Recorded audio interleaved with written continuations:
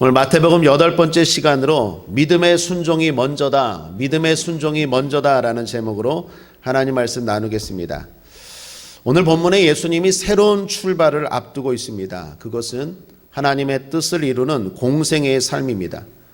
그동안과는 본격적으로 다른 새로운 삶입니다. 그런 삶을 앞두고 예수님이 먼저 무엇을 하는지가 오늘 말씀의 내용입니다. 지금 우리도 마찬가지입니다. 새로운 출발, 새로운 시작을 앞두고 있습니다. 시기적으로 11월 첫 주일입니다. 새로운 한 달의 시작입니다. 그리고 위드 코로나 시기입니다. 길었던 코로나19에 대한 자세와 태도를 바꾸는 시기입니다. 그동안 움츠렸던 삶, 피폐했던 삶에서 이제는 뭔가 새로운 것을 도모하는 시점, 시기입니다. 그렇다고 상황이 좋은 것만 아닙니다. 녹록지 않습니다. 이런 중요한 순간에 우리에게 무엇이 필요한지 오늘 예수님이 가르쳐 주고 있다고 믿습니다. 오늘 본문에 세례 요한이 사람들에게 세례를 베풀고 있었습니다. 그때 예수님도 요한에게 세례를 받으러 오십니다. 13절입니다. 이때에 예수께서 갈릴리로서 요단강에 이르러 요한에게 세례를 받으려 하신대. 여기 요한은 흔히 세례 요한이라고 부릅니다. 그것은 예수님의 제자 가운데도 요한이 있죠. 사도 요한이라고 부릅니다. 요한복음, 요한 1, 2, 3서, 요한계시록을 쓴 예수님의 제자 사도 요한과 구분하기 위해서 이 요한은 세례 요한이다라고 말합니다. 그러나 또 그렇게 부르는 이유는 이 요한의 삶을, 요한의 모습을 잘 설명할 수 있는 것이 세례이기 때문입니다. 세례는 흔히 호메르라는 단어인데 담그다라는 뜻입니다. 흔히 대장간에서 뜨겁게 달군 도끼나 칼 같은 것들을 차가운 물에 담글 때 그 담그다라는, 단단하게 하고 그리고 견고하게 하는 그 담그다라는 단어가 바로 세례라는 호메르라는 단어입니다. 세례 요한은 사람들에게 세례를 베풀었는데 특이하게도 물에 담갔습니다. 이런 의식은 당시에 대단히 특이한 행동이었습니다. 물론 당시에도 정결 예식을 할 때 사람을 물에 담그기도 했습니다. 신앙 공동체인 쿰난 공동체 그 기록에 보면 처음 개종한 사람들이 큰 탕에 들어가서 자신의 죄를 씻는 의식 같은 걸 했다라는 기록이 있습니다. 그러나 그때는 전적으로 자발적입니다. 그러니까 자기 스스로 들어가는 거예요. 그러니까 누가 물에 담그고 그런 거는 처음이에요. 그전에는 자기 스스로 큰 탕에 들어가서 죄를 씻는 의식을 했습니다. 뿐만 아니라 그때 개종자만 그렇게 했습니다. 그런데 세례 요한 같은 경우에는 사람들을 담글 뿐만 아니라 개종자뿐만 아니라 유대인들까지도 물에 담궜습니다. 그리고 세례를 베풀었습니다. 여기 여러분이 보시는 오늘 본문의 이 세례가 오늘날 교회가 하는 세례의 유래입니다. 이 세례 요한의 세례가 바로 교회가 세례를 하는 그 세례의 시초가 되었습니다. 사람들을 담그죠. 목회자가 담그죠. 예수님도 이 세례를 받으러 왔습니다. 세례 요한이 깜짝 놀랐습니다. 예수님은 어떤 분입니까? 인류를 심판하고 구원하러 오신 분입니다. 알곡을 모아 천국 곳간에 드리러 오신 하나님입니다. 그 예수님을 누구보다도 잘 알고 있는 세례 요한이기 때문에 요한은 너무나도 깜짝 놀랐습니다. 요한은 영안이 열린 사람이죠. 영적으로 깨어있는 사람입니다. 그래서 자신은 예수님의 신발을 들기도 감당치 못할 자라고 늘 말했던 사람이었습니다. 그 말은 자신은 예수님 앞에 종도 안 된다는 말입니다. 당시의 종들도 신을 벗기고 발을 씻기는 일은 잘 하지 않았습니다. 하더라도 히브리인 종들은 절대로 안 했습니다. 이방인 종들만 하던 일이 신발을 벗기고 발을 씻기는 행동입니다. 그 정도로 자기는 예수님에 비하면 아무것도 아니라고 여기는 자기가 지금 예수님이 그런 자신에게 세례를 받겠다는 것입니다. 그것도 세례 요한의 세례는 어떤 세례입니까? 회개의 세례예요. 여러분, 예수님이 죄가 있습니까? 죄가 하나도 없으신 분이고 오히려 죄 지은 자를 심판하고 또 구원하기 위로 오신 예수님이 자신에게 세례를, 회개의 세례를 받겠다 하니 이거 얼마나 황당하겠습니까? 놀랄 수밖에 없죠. 그랬더니 예수님이 이렇게 말씀하십니다. 15절입니다. 함께 읽죠. 시작. 예수께서 대답하여 가라사대 이제 허락하라. 우리가 이와 같이 하여 모든 의를 이루는 것이 합당하니라 하신대 이에 요한이 허락하는지라. 그렇습니다. 지금 예수님은 하나님의 의를 이루려 하시는 것입니다. 하나님의 뜻에 순종하려는 것입니다. 예수님은 실제로 세례 받으실 필요가 없습니다. 그러나 지금 말씀에 순종하는 것입니다. 말씀에 순종하여서 자신도 세례를 받음으로 인간과 똑같은 자리로 내려오시는 것입니다. 그래서 우리의 죄를 대신 짊어지시고자 하심이었습니다. 여러분, 이것은 자칫 사람들 눈에 오해받을 수도 있는 일이었습니다. 생각해 보십시오. 신이 회개의 세례를 받아요. 이거 누가 보면 이해가 되겠습니까? 세상을 구원하러 오셨다는 분이 인간의 세례, 그것도 회개의 세례를 받는다고 하면 아마 사람들은 조롱할 것입니다. 그럼에도 불구하고, 그런 시선에도 불구하고 예수님은 말씀에 순종합니다. 더욱이 예수님이 계신 곳은 갈릴리 나사렛이었습니다. 그리고 세례 요한이 세례를 베푼 곳은 베다니 요단강입니다. 나사렛에서 요단강까지는 대단히 먼 거리입니다. 그 먼 거리를 예수님은 순종하기 위해서 받으실 필요도 없음에도 불구하고 지금 요단강에서 세례를 받으십니다. 이렇게 예수님은 순종으로 새로운 삶을 여셨다라는 것입니다. 사랑하는 여러분, 그렇습니다. 우리가 지금 무엇인가 새로운 삶을 꿈꾸고 있습니다. 나라도 그렇고 또 정부도 그렇고 정치적으로도 그렇고 또 경제적으로도 그렇고 교회적으로도 그렇고 또 여러분 개인적으로도 그럴 것입니다. 뭔가 새로운 일들을 이제 꿈꾸고 움츠렸던 날개를 펴고 뭔가 새로운 것들을 도모하고 시작하려고 하는 분들은 오늘 이 예수님의 모습을 꼭 잘 지켜보셔야 됩니다.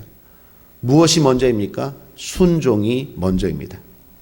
그러므로 나는 지금 말씀에 순종하고 있는가? 나는 지금 하나님의 뜻대로 가고 있는가? 그거 더욱 살펴야 됩니다.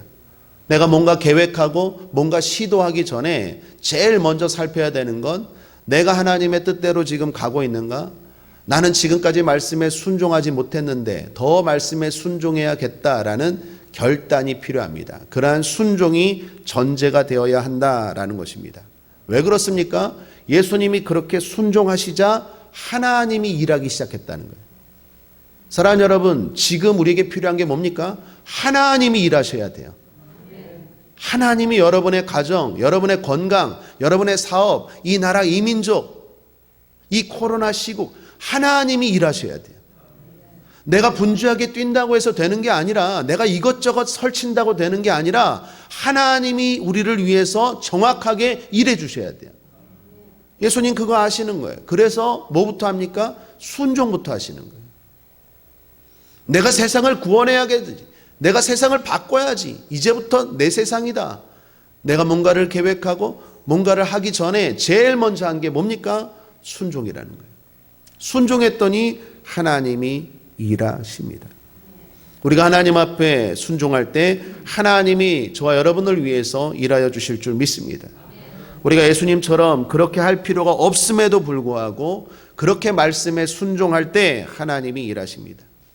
우리가 사람들의 오해와 비난과 차가운 시선에도 불구하고 하나님 말씀에 순종할 때 하나님이 일하십니다.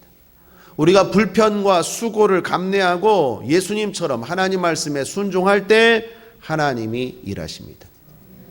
순종이 먼저입니다. 이스라엘이 건넌 대표적인 두 가지 물이 있습니다. 홍해와 요단입니다. 둘 다 갈라졌고 이스라엘 백성들은 전진했습니다. 그런데 어떻게 할 때 그 물들은 갈라졌습니까? 먼저 믿음에 순종을 할 때였습니다. 모세가 하나님 말씀에 순종했죠. 그리고 바다 위로 손을 내어 밀었을 때 홍해 바다는 갈라졌습니다. 기도만 했을 때 갈라진 게 아닙니다. 요단강도 마찬가지입니다. 여호수아와 제사장들이 이스라엘 백성들이 순종할 때 갈라졌죠. 여호수아서 3장 15절 16절입니다. 궤를 맨 자들이 요단에 이르며 궤를 맨 제사장들의 발이 물가에 잠기자 곧 위에서부터 흘러내리던 물이 그쳐서. 그렇습니다. 홍해바다나 요단강이나 둘 다 갈라지고 건넌 이유가 무엇이었습니까? 순종할 때 갈라지고 지나갔습니다. 지금 우리 앞에 놓인 여러 가지 어려움들 갈라지고 통과하고 극복하기 위해서 우리가 해야 되는 것은 순종입니다. 순종할 때 하나님이 갈라주십니다. 하나님이 지나가게 하십니다. 오늘 주님은 우리의 믿음을 보길 원하십니다. 순종하는 믿음의 사람들을 찾습니다. 그렇지 못한 시대, 그렇지 못한 사람들을 보고 주님은 탄식하면서 이런 말을 하신 적이 있죠. 누가복음 18장 8절에 내가 너에게 이르노니 속히 그 원한을 풀어주시리라. 속히 그 문제를, 속히 그 질병을, 속히 그 소원을 풀어주시리라. 그러나 인자가 올 때 세상에서 믿음을 보겠느냐.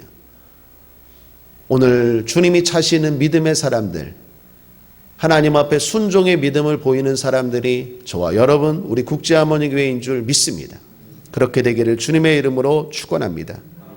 순종이 먼저입니다.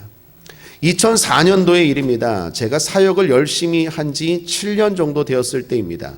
공부의 필요성을 느꼈습니다. 제가 부족한 게 너무 많이 보였기 때문입니다. 그래서 미국으로 유학을 생각했습니다. 그렇게 준비하는 과정에서 하나님이 훈련을 말씀하셨습니다. 공부가 아니라 훈련을 받아라. 머리가 아니라 마음을 채워라. 저에게는 고민이었습니다. 그런데 응답은 명확했습니다. 유학이 아니라 훈련이다. 결국 그래서 유학 공부를 내려놓고 목표를 유학 훈련으로 전환했습니다. 안 그래도 목회자가 되기 전에 꼭 받고 싶은 훈련 하나가 있었습니다. 그것은 세계적 선교단체인 예수전도단에서 진행하는 제자 훈련이라는 것이었습니다. 본부가 미국 하와이에 있습니다. 그리고 우리나라에도 제주도를 비롯해서 곳곳에 있고 대학 캠퍼스들마다 동아리로 다 들어가 있습니다. 현재 전 세계에서 가장 많은 선교사들, 가장 많은 영향력을 끼치는 기독교 단체가 예수전도단입니다. 특히 이곳은 내적 치유와 하나님의 음성 듣기에 대해서 탁월합니다. 가장 기본적인 훈련입니다. 내적 치유, 하나님의 음성 듣기. 여러분, 우리 안에 치유되지 않은 게 얼마나 많습니까? 그래서 목회자가 되기 전에 꼭 이 훈련 받아야겠다. 내 안에 치유되지 않았는데 내가 누구를 고치겠어요? 대부분 성도들이 목회자에게 상처 많이 받잖아요. 그래서 저도 부족하지만, 지금도 부족하지만 이 훈련은 꼭 받아야겠다. 내적 치유. 또 하나, 하나님의 음성 듣기. 이건 대단히 신선했어요. 하나님의 음성을 들을 줄 알아야 교회를 인도하고 내 삶을 인도하고 그러는 거 아니겠습니까? 우린 종이라고 하는데 종이 하나님의 음성을 들을 줄 몰라요. 종이 자기 마음대로 결정해요. 그게 무슨 종이에요? 자기가 주인이지. 이게 가장 핵심입니다. 이 단체에. 그래서 목회자가 꼭 되기 전에 이 훈련을 받아야겠다라고 생각했는데 하나님께서도 동의하셨던 것 같아요. 너는 신학자나 똑똑한 목회자가 아니라 훈련받은 목회자가 되라 라고 해서 제가 전환을 했습니다. 그렇게 기도하던 중 그 총재인 로렌 커닝햄 목사님이 제가 사역하던 교회에 오시게 되었습니다. 마침 제가 비서실 사역을 하고 있을 때였기에 그분과 함께 할 수 있는 시간이 많았습니다. 그분을 호텔에서 픽업하고 안내하고 동행하고 또 모셔다 드리고, 그래서 그분과 대화하는 가운데 더욱 가야겠다라는, 하나님이 그곳으로 인도하는구나 라는 확신을 갖게 되었습니다. 하와이에 가서 목회자 훈련을 받아야겠다. 그리고 가족들과 가는 문제를 놓고 작정 예배를 드리기 시작했습니다. 이 훈련은 결혼한 사람이라면 꼭 가족이 함께 받는 것이 원칙이었습니다. 그렇게 예배한 지 2주일도 안 되어서 하나님이 응답을 주셨습니다. 맞다, 미국으로 훈련을 받으러 가라. 또 응답을 받았습니다. 응답을 많이 받았죠. 그렇게 응답을 많이 여러 차례 받았는데 사실 그때 당시 갈 수 있는 상황이 아니었습니다. 일단 필요한 물질이 없었습니다. 더욱이 아내는 둘째 성현이를 임신 중이었습니다. 또한 제가 전도사였기에 목사 안수 문제도 남았습니다. 무엇보다도 주변에서 반대가 심했습니다. 넘어야 할 산들이 너무 많았습니다. 그럼에도 불구하고 예배드리면 응답은 확실했습니다. 가라. 그렇게 계속 예배드리고 계속 기도했습니다.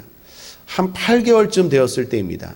바로바로 순간순간 가는 거 아니에요. 하나님의 인도하심과 응답이 있어도 거의 1년을 준비한 것 같아요.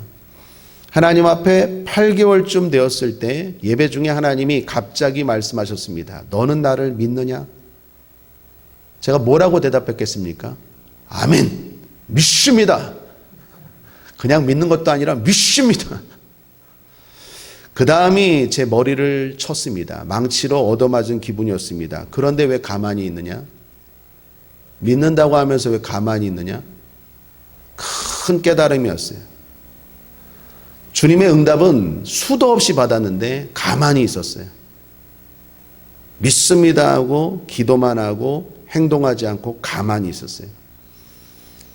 깨닫고 하나님께 나의 믿음 없음을 회개했습니다. 그리고 미국에 갈 준비를 이제 하기 시작했습니다. 내가 할 수 있는 모든 것을 하기 시작했습니다. 일단 제일 먼저 교회에 사표를 냈습니다. 그리고 비자를 준비했습니다. 그리고 주변에 말하기 시작했습니다. 나 미국 간다고. 그랬더니 목회자 동료들이 다 하는 말이 돈 있어? 그러니까 믿음 있어? 이런 얘기는 안 하고 돈 있어? 물어보더라고요. 선배 목사님, 후배 목사님, 아니 전도사님들. 제가 할 수 있는 일을 다 했습니다. 할 수 있는 일. 그러자 놀라운 일이 일어났습니다. 하나님이 일하기 시작했어요. 이게 포인트예요. 예배하고 기도만 했을 때는 아무런 일도 안 일어났는데 내가 기도하고 응답받은 대로 순종하기 시작하자 하나님도 일하기 시작했어요. 불가능해 보였던 문제들이 정말 별일 아닌 것처럼 하나하나 해결되기 시작했습니다. 하나씩 해결되더니 결국 미국으로 가족들이 다 훈련을 받고 은혜 가운데 건강하게 잘 훈련받고 1년 넘게 그렇게 있다가 또 다시 돌아와서 순적하게 사역까지 하게 되었습니다. 이 일을 통해서 크게 깨달은 게 있습니다. 믿음이 먼저구나. 여러분, 우리는 기도만 합니다. 그리고 하나님이 다 해결해 주실 거라고 생각해요. 아니요. 하나님이 말씀하시고 내가 순종하고 하나님이 인도하시고 내가 믿음을 보이고 그게 하나님과 동행하는 것입니다. 그러므로 예배하고 기도하고 응답 받으시고 행동하십시오. 예수님처럼 순종의 모습을 보이십시오. 세례받을 필요가 없음에도 불구하고 순종하고 세례받고 그 먼 거리를 불구하고 수고와 불편을 감내하고 순종하고 사람들의 시선 상관없이 하나님 말씀에 순종하기 시작할 때 하나님이 일하시는 줄 믿습니다. 자, 그렇다면 순종하신 예수님, 그 예수님을 위해서 하나님이 어떻게 일하시는지 세 가지로 정리해서 살펴보죠. 첫 번째, 하늘 문이 열렸어요. 16절 상반절 보십시오. 함께 읽겠습니다. 시작. 예수께서 세례를 받으시고 곧 물에서 올라오실 새 하늘이 열리고 할렐루야. 하늘이 열려요. 나는 하나님의 보낸 자지.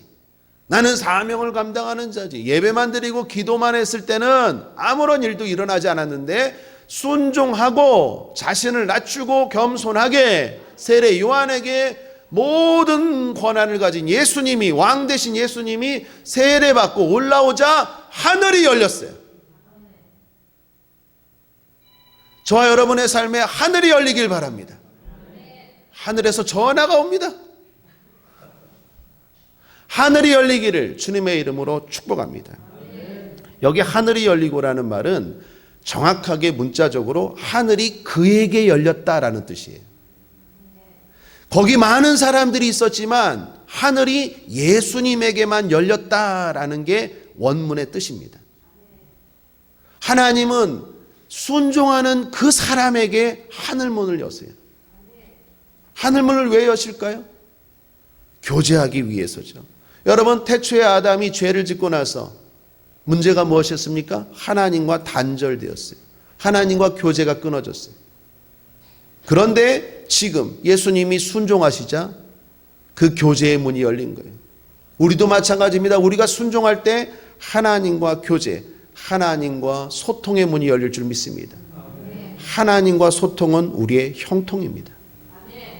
그러므로 사랑하는 여러분, 우리의 삶 가운데 하나님과의 소통을 통해서 형통의 삶이 펼쳐지기를 바랍니다. 또 그렇게 될 줄 믿습니다. 다 어렵다고 말하지만 위기가 기회가 될 줄 믿습니다. 기적이 일어날 줄 믿습니다. 열왕기상 17장에 사르밧 과부가 믿음으로 순종할 때 축복의 문이 열렸습니다. 마찬가지입니다. 우리에게도 하늘의 문이 열리고 축복이 임할 줄 믿습니다. 여리고성 앞에서 이스라엘이 먼저 믿음으로 순종할 때 승리의 문이 열렸습니다. 우리도 마찬가지입니다. 순종할 때 하나님이 말도 안 되는 기적 같은 승리를 주실 줄 믿습니다. 누가복음 17장에 10명의 문둥병자가 말씀에 먼저 순종할 때 치료의 문이 열렸습니다. 그렇습니다. 우리도 순종할 때 못 고칠 질병 없으신 주께서 치료하여 주실 줄 믿습니다. 하늘이 열려요. 하늘이. 두 번째, 예수님이 믿음으로 순종할 때 성령이 역사하셨습니다. 16절 또 한번 읽어보죠. 시작. 예수께서 세례를 받으시고 곧 물에서 올라오실새 하늘이 열리고 하나님의 성령이 비둘기같이 내려 자기 위에 임하심을 보시더니, 하늘이 열리고 성령이 예수님에게 임하셨습니다. 성령은 능력의 영이시죠. 안 되는 게 없어요. 비겁하고 도망간 제자들을 선포자, 증인들로 만든 분이 성령님이십니다. 성령님은 복된 변화를 일으키는 능력의 영입니다. 그런데 오늘 본문에 성령이 어떻게 임했다고요? 비둘기같이 임했다라고 말합니다. 여러분, 사도행전에서도 성령이 임했죠. 사도행전에서 오순절 마가의 다락방에 성령이 임할 때는 불같이 임했다, 바람같이 임했다고 말해요. 그러면 여기에 성령과 사도행전의 성령이 다른 성령입니까? 아니죠. 똑같은 성령이지만 다양하게 역사한다라는 거예요. 어쩔 때는 비둘기같이, 어쩔 때는 불같이 역사한다라는 거예요. CCC라는 한국 대학생 선교회 김준곤 목사님의 간증을 들었습니다. 그분은 지금 돌아가셨죠. 그런데 그분이 살아생전 참 많은 아픔을 경험하셨답니다. 어머니와 사랑하는 세 분의 형님들이 차례로 급사해서 돌아가시는 걸 봤대요. 얼마나 큰 상처입니까? 엄마, 세 분의 형님이. 6.25 당시에는요, 아버지와 가족들이 눈앞에서 공산당에게 학살당하는 것을 또 목격했대요. 얼마나 큰 상처이겠습니까? 뿐만 아니라 어린 시절 사랑하던 동생이 불놀이를 하다가 불에 타 죽는 것을 봤대요. 또 다른 동생 하나는 집 근처 벌목 현장에 놀다가 나무에 치여 죽는 것도 봤대요. 제가 김준곤 목사님 알고 우리 교회에도 오셨었고 옛날에, 그런데 이렇게 큰 상처가 있었던 분인지 몰랐어요. 이건 뭐 하나만 해도 큰 상처인데 뭐 어머니, 아버지, 동생. 성장에서는 고등학교 교감으로 있던 동생이 딸 4명을 남겨두고 먼저 간암으로 죽었대요. 막내 동생은 간경화로 시한부 인생을 살다 죽었대요. 저는 이 김준곤 목사님 이렇게 큰 아픔이 있었는지 처음 알았어요. 여기서 끝이 아닙니다. 자신의 딸, 신이라는 딸이 있었는데 이 딸 역시 위암으로 고통을 겪다가 어린 두 딸을 할아버지인 자신에게 부탁하고 먼저 죽었대요. 딸도 먼저 죽었어요. 그분에게 맡겨진 아이들이 너무 많아서 고아원을 차려야 할 정도였다고 합니다. 얼마나 충격적이고 기막힌 상황입니까? 그러나 이 목사님 이렇게 간증하셨다고 합니다. 내가 이렇게 살 수 있었던 것은 성령의 은혜였다고. 그분이 하신 말을 그대로 읽어드립니다. 정직하게 고백하면 나는 하나의 얼굴로는 웃고 다른 얼굴로는 운다. 내 영은 주님을 찬양하고 기뻐하고 감사하며 깊은 곳에서 샘물같이 환희가 솟는다. 그러나 다른 마음의 하늘에서는 비가 끊임없이 내리고 있다. 옆을 보면 정신착란증에 걸릴 것 같고 위를 보면 현기증이 나고 내 안을 들여다보면 죄와 추한 것들이 있고 과거는 회한과 슬픔뿐이고 미래는 안개처럼 불확실하고 불안하다. 나는 주님만 바라봐야 한다. 과거는 아무리 더럽고 아프고 서러워도 내일과 새해와 미래는 때묻지 않은 순수한 페이지, 무한한 잠재적 가능성이 백지같이 열려있다. 시집가는 처녀처럼 새날을 맞이하여 새집에서 새살림 꾸려 새삶을 살자. 한 발짝 한 호흡 주님을 사랑하며 창세기 첫날처럼 날마다 영원한 첫사랑으로 살자. 내겐 깊은 위로와 감사와 찬송과 평안이 있다. 그것은 내게서 나온 것이 아니라 성령이 내게 주시는 것들이다. 성령이 내게 주시는 것들이다. 성령이 비둘기같이 이분에겐 역사하셔서 그 큰 상처 가운데도 위로와 평안을 주셔서 결국 그걸 극복하고 하나님 앞에 쓰임받는 인생을 살게 했다라는 것입니다. 우리가 순종할 때 성령이 비둘기같이 임해서 저와 여러분의 상처와 아픔을 치유하여 주실 줄 믿습니다. 그런 찬송이 있죠. 171장 1절만 우리 함께 찬송하겠습니다. 가사를 생각하면서.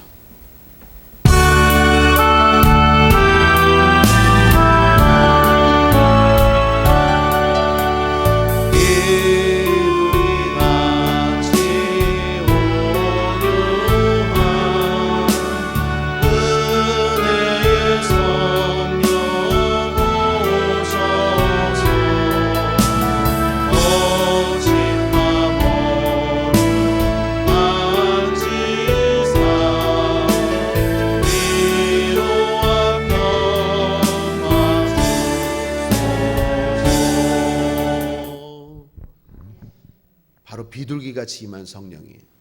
여러분, 성령은요 때로는 비둘기같이 임하셔서 우리에게 위로와 평화를 주세요. 우리의 거친 마음, 우리의 상처난 마음을 치유하세요. 오늘 이 자리에 혹시 큰 상처와 아픔이 있는 분들, 비둘기 같은 성령이 임할지어다. 그래서 잘 이겨나가시기를 주님의 이름으로 축복합니다. 성령은 또한 때로 불같이 강하게 역사하십니다. 저의 스승이자 멘토이신 최성교 목사님 늘 성령을 강조하십니다. 어릴 적 이분도 아버지와 작은아버지 두 분, 모두 세 분이 전쟁으로 돌아가셨습니다. 홀어머니와 동생들과 함께 가장이 되셨어요. 서울에 올라와서 온갖 고생 다 하셨습니다. 그런 상황에서 주님을 만나고 인도하신 분은 성령이셨음을 늘 제자들에게 예배 때마다, 기도회 때마다 고백하셨습니다. 늦게 예수님 믿었죠. 늦게 목회를 시작하셨음에도 불구하고 하나님께 쓰임받은 것 당연히 성령님이셨음을 늘 고백하셨습니다. 마침 오늘이 인천순복음교회 창립 38주년 기념주일입니다. 내일이 인천순복음교회 생일입니다. 11월 8일. 아마 오늘도 고백하실 거예요. 내가 이렇게 산 것 성령의 불같은 역사였다고. 최성교 목사님에게 배운 또 본 하나님의 증거입니다. 사랑하는 여러분, 성령의 역사는 강력합니다. 때로는 불같이 임합니다. 그래서 우리가 할 수 없는 불가능한 일들을 가능케 하시는 줄 믿습니다. 우리 교회도 38년이 되었을 때는 더 많은 영향력을 끼치고 더 하나님 앞에 칭찬받는 교회가 될 줄 믿습니다. 여러분의 인생 가운데도 성령이 강력하게 역사하셔서 쓰임받고 복된 인생이 될 줄 믿습니다. 성령은 불같이 강력하게 역사하더라라는 것입니다. 이처럼 성령은 우리의 다양한 문제와 다양한 상황, 다양한 처지에 맞게 역사하십니다. 때로는 비둘기같이, 때로는 바람과 불같이 역사하십니다. 그래서 어떤 문제도 도우실 수 있는 보혜사이신 줄 믿습니다. 자, 이 성령이 언제 예수님께 역사하셨다고요? 순종할 때예요. 순종이 먼저예요. 지금 우리가 해야 될 일은요, 뭘 계획하고 뭘 새로운 일을 도전하는 게 아니라 내가 지금 순종을 해야 되는데 뭘 순종해야 되는지, 내가 순종해야 될 게 뭔지를 찾고 그 순종의 길을 걸어가기 시작할 때 하나님이 일하셔야 돼요. 하늘문을 여시고 성령을 때로는 비둘기같이 때로는 불같이 우리에게 임하게 하실 때 우리의 삶이 펼쳐지고 전진하게 될 줄 믿습니다. 마지막 셋째, 예수님이 믿음으로 순종할 때 하나님의 인정을 받았어요. 17절입니다. 함께 읽겠습니다. 시작. 하늘로서 소리가 있어 말씀하시되 이는 내 사랑하는 아들이요 내 기뻐하는 자라 하시니라. 할렐루야. 얼마나 영광스럽습니까? 얼마나 좋겠습니까? 하나님이 말합니다. 여러분, 한 사람 한 사람을 향하여 이 음성이, 이 소리가 임할지어다. 이게 진짜 복 중의 복 아니겠습니까? 저는, 저 목사는, 저 한수 집사는, 저 권사는, 저 집사는, 저 성도는 세상이 뭐라 그래도 하나님이 내 사랑하는 아들이요 내 기뻐하는 자라. 이거 끝난 거 아닙니까? 그럼 얼마나 영광스러운 일입니까? 내가 두 번이나 강조되고 있습니다. 무슨 말입니까? 저는 내 사람이다라는 거예요. 하나님이 인정해 주시는 것입니다. 근데 이 말을 좀 분석하면요, 크게 두 가지인데, 내 사랑하는 아들이요, 이 말은요 구약의 말을 인용한 거예요. 마태가 또 하나님이 그냥 말씀하신 게 아니에요. 구약 시편 2편이 왕의 노래라고 불리우는 시편입니다. 거기 보면 이 말이 나와요. 시편 2편 7절입니다. 함께 읽죠. 시작. 내가 영을 전하노라. 여호와께서 내게 이르시되 너는 내 아들이라. 이거 지금 마태복음에 인용한 거예요.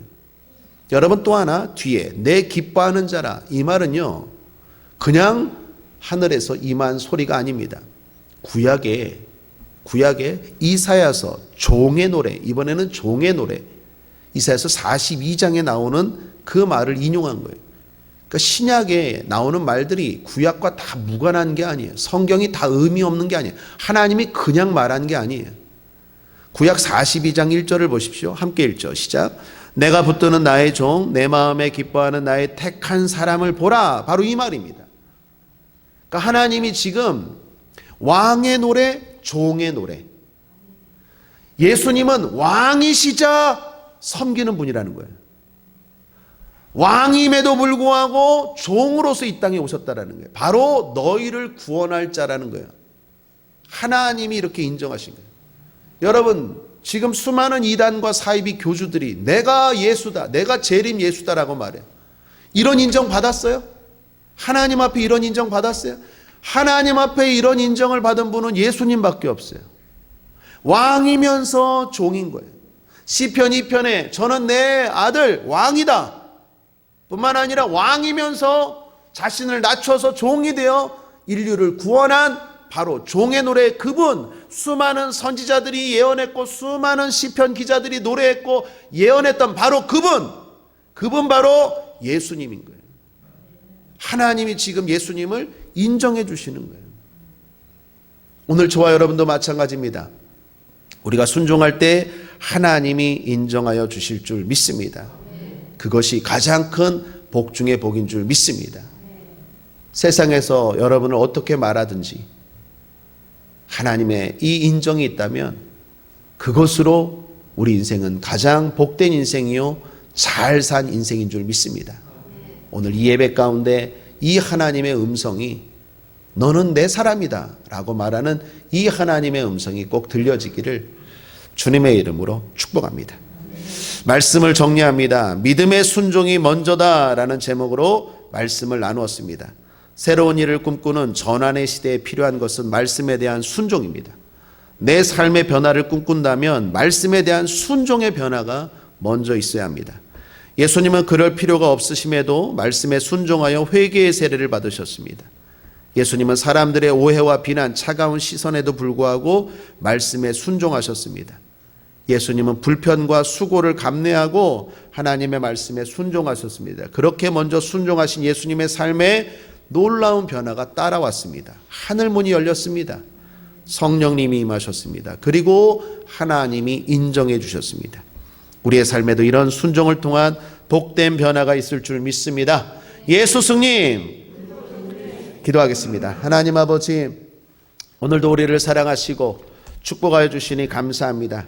승리하는 우리의 사역과 삶이 될 수 있도록 인도하여 주시옵소서. 감사드리며 예수님의 이름으로 축복하고 기도했습니다. 아멘.